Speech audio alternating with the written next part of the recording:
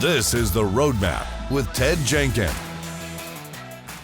Hey everybody, welcome to The Roadmap. I'm your host, Ted Jenkin. This show is exclusively on America's Small Business Network. Every week, for a long time now, I try and bring you some of the brightest and best entrepreneurs and CEOs, just thinkers about how do you start a business, grow a business, and one day, maybe you too, can exit stage left. I've got my friend today, Louis Gump. He's created a tremendous book called The Inside Innovator, and I want to talk about that. And you also own Cambion, and it's just an amazing firm. But I just want to kick off into this because you've always been in sort of this mobile business. You've been a technology guy. We're on media today. Like, where do you, Louis, because you're a big time thinker in here, I'd say a big brain thinker. Where do you see the industry headed today when it comes to media? Well, thanks for asking. First, it's a real pleasure to be here. With media, it's an exciting time. It's a disruptive time. A lot of things are changing. One of the biggest trends is fragmentation. Fragmentation. Absolutely. So audiences are getting more and more of what they want in smaller and smaller groups, except for certain events like the Super Bowl, let's say. Right. So media companies that are really engaged in this then are following the trends, they're understanding what people want, and then they're saying, hey, let's make great content and let's also meet the audience where they are. Are you a believer that legacy media is dying and going to be dead one day, or do you still think it will have a place in media overall? Legacy media does not have to continue to be legacy. It does, however, have to reinvent itself. It does because, right, we saw even in this latest election that there are a lot of people today that get all their news on TikTok and Instagram. There are some people that listen to one or two dedicated podcasts. They may go on Twitch. I mean, all sorts of places. That's what you see the fragmentation being in the future? I think I see a lot of that. I also see people always wanting great content. They want the news that matters to them, the entertainment that matters to them, and they want it on a platform that's relevant. One of the things that really on-point media companies will do is not only create the content for the user, but also understand the delivery channel and platform and meet the readers, the viewers where they are. I think you're right because I think it's interesting when you look at just a small segment of TV, like late night talk show host, and you have the people on there like Jimmy Fallon and Jimmy Kimmel and Stephen Colbert, and they're getting crushed right now by Greg Gutfeld. Like Gutfeld, Variety just wrote an article and said he's become the king of late night. So is that, do you think that's happening because of politics or just the way that people are choosing their media? Well, politics is affecting a lot of things these days. However, I think it's more fundamental than that. I think what we're seeing, for example, is a move from scheduled programming to on-demand programming. And when you have on-demand, people can choose what they want even more. Right. I do hope that we see among the audience an open-mindedness and a willingness to look at things that aren't straight down the middle of what you exactly already believe, and instead we continue to learn. I think this is an interesting leadership lesson, and great we're talking about this because we're going to talk about both sides of entrepreneurship and intrapreneurship. But I remember reading a Harvard Business Review article many years ago about this notion of the evidence confirming trap. And this concept that even when you look at media as a leader or an individual, you watch the same shows, the same programming, and you do sort of get programmed that way to think this is the view of the world. That can happen to a lot of people in media, can it? Not only can it happen, it is happening. There's lots of evidence to support that. Here's one thing that some of us can do if we really want to see different perspectives. There are a lot of news sources out there. So pick two or three that don't duplicate each other. It's not the same one. And not the same one. And not only not the same one in brand, but also not the same one either in perspective or starting place. You might get a domestic and an international view. If you're thinking about different sides of the political spectrum, look at one from one side and one from the other. And I'm not judging in any event. I'm just saying if we get more perspectives from more places, we can be more informed within the electorate. So here's an idea, folks. Try one night, watch a little bit of Fox, a little bit of MSNBC, then maybe a little BBC. You might get all of it and get a somewhat different viewpoint about the media altogether. I want to turn to your book because I think it's quite fascinating that there are a lot of people today that are in corporate America, and they're not quite entrepreneurs in the sense that they may not be able to risk financial capital. They don't want to risk all that human capital. But you wrote this book, The Inside Innovator, all about intrapreneurship. Can you explain to people what that is first? What is intrapreneurship? I sure can. So intrapreneurship is the practice of creating value through innovation and growth within a larger organization. And it's possible to break that down. It's a real practice. It's a discipline. It creates value. It's not just about tinkering or experimenting. Right. On the other hand, innovation is involved and growth is required. It's about moving forward, and it's about doing it in a larger organization. It could be a large multinational corporation, or it could be a small local company, often market leaders. And it could also be a charitable nonprofit or a university. So there are lots of places for inside innovation to happen. Yeah, because I think if you're that person that you're watching the program today and you're in a company and you're constantly feeling frustrated, like, why does the company do it this way? Or, I think there's a better way to get revenue in the company or a better way to make it more efficient. How do you go about that to share your ideas, to try to create that innovation, but not upset the apple cart at the same time? How does that work? It's so hard a lot of the time. A lot of our organizations seem like they're naturally set up to resist change.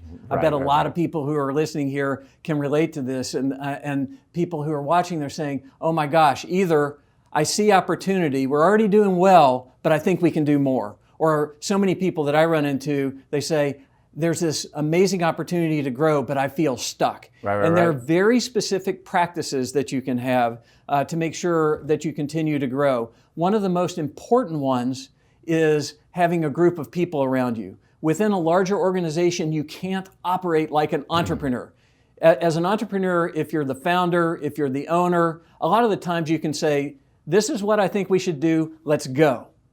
The entrepreneur generally can't do that, at least can't do it as easily. But if you have a group of supporters laterally, especially if your boss is an advocate, that tends to bring about some great results. Let's break that down, because I remember early in my leadership career when I was in corporate America, they used to talk about the 3 buckets.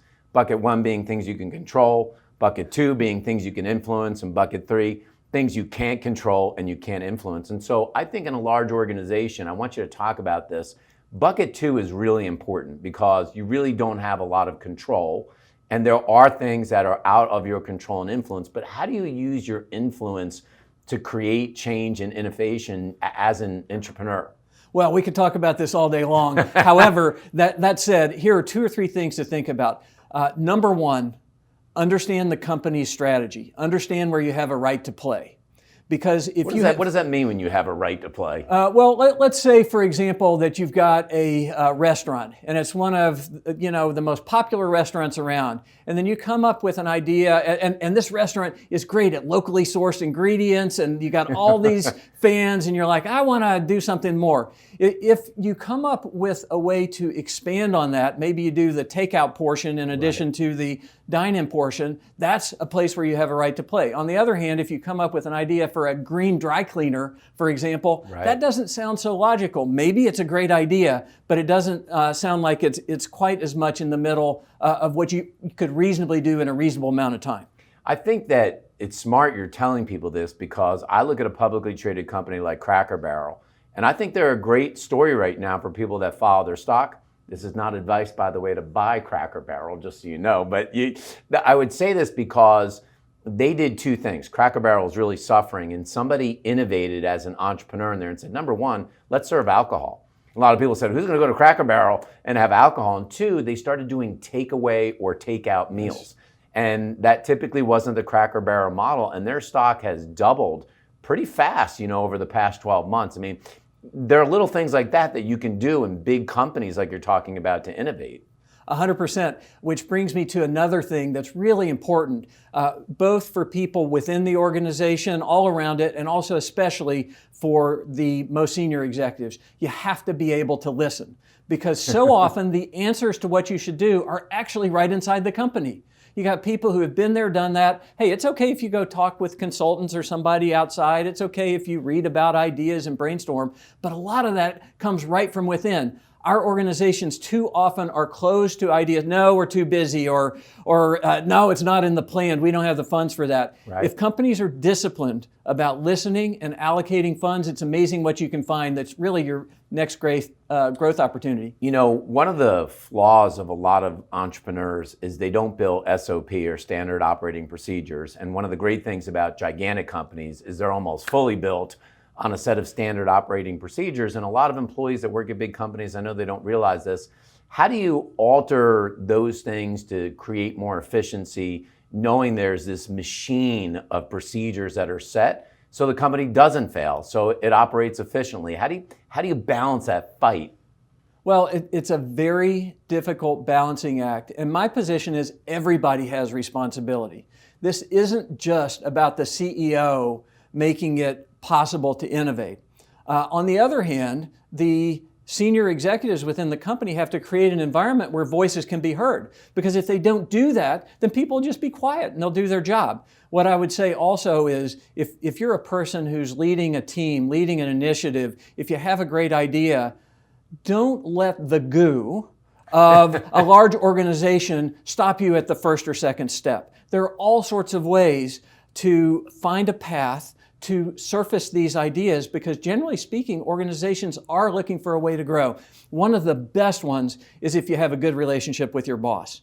Because then you have an advocate, and when you're not in the room, they can help to explain an idea and make sure that it gets a good hearing. Do you find a lot of employees and even VPs or senior leaders will get into self-preservation mode in companies, meaning that they won't say a lot, they won't try to innovate because they're afraid of hurting their rating or the stock options or whatever it may be? Do you see a lot of that when you work with companies? It happens all the time, unfortunately, and there are pretty straightforward ways to change that.